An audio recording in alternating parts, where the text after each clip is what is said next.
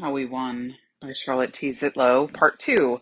On to November. The new wave begins to roll. May 6, 1971 came and went, leaving the city to decide between two quite different slates of candidates. Rather, I should say, voters were left to choose between a well-organized Democratic team with unified goals and a fractured combination of Republicans with no defined agenda. It was not clear where this was all going to end up, but it was clear that the challengers were prepared to carry the fight to the finish. In many, if not most, college towns, one can expect to find a clear town gown tension. The town includes the business leaders, the professionals, and the residents who work outside the academic world. Elected and appointed leaders tend to be the town.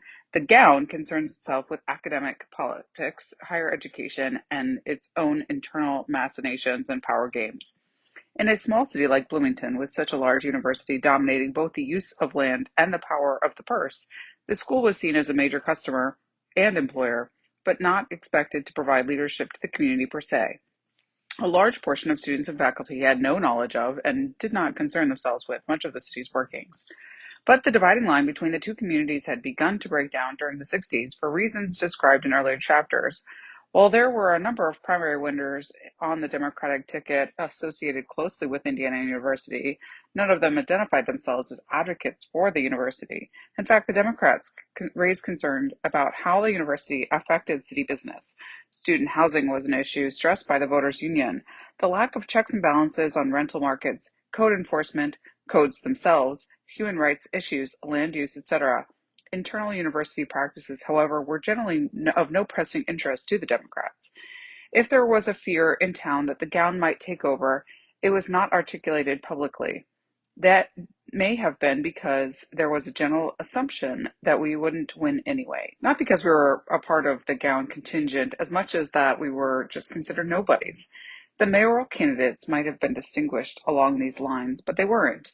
Of the Republican mayoral primary candidates, Jack Hooker was probably closest to identifying with IU, to the extent that he maintained a restrained attitude toward student protest and protest in general. Frank McCloskey was a law student running for mayor, but he had been a newspaper reporter and was being sponsored by some of the most respectable town fathers in the law firm where he clerked. Both he and Mayor Hooker lived in modest homes and were married to women who did child care for a living. Although Frank McCloskey liked to quote Reinhold Niebuhr and Jack Hooker loved to imagine fantastic solutions to mundane problems, they were just folks. The Republican ticket consisted of candidates who included a grocer, a motel owner, a retired dairy manager, an appliance specialist, a realtor, a retired art teacher, and a telephone company executive. While they boasted one clearly IU-identified candidate who was a distinguished chemistry professor, they were down to earth and could be called townsy, but they weren't entirely. The Democrats filled the roster with a shoe salesman, a graduate student/computer programmer, before those were all the rage, a medical science professor, a Methodist campus minister, a Bible scholar and professor, an environmentalist/law student, a community organizer, and a PhD housewife. We surely could have been branded as not townsies, but we weren't. When it came right down to it, what we were was obvious: outsiders. We were interlopers, and they were the establishment. They talked hometown connections, and we talked issues. One thing we realized, however, was that there were many residents of Bloomington who were not immigrants, or interlopers, or newcomers. They were the rank-and-file residents who went about their daily business, not having a role either in the running of the city or the university. They were citizens, many of whom did not even consider themselves to be such, or to bear any obligation of local citizenship. Most universities and colleges tend to be very hierarchical. IU is no exception. Although there were many residents who worked for IU or manufacturing companies or stores and other businesses, they did not necessarily identify with their employers' interests. For them, we were all just candidates. Their questions were, how will you solve my problems? How can I get my ideas heard? What difference can I do or I make?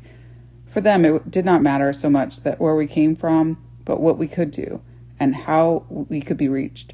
The reality framed much of what our candidates set out to address as we looked toward fall. The campaign would be interesting.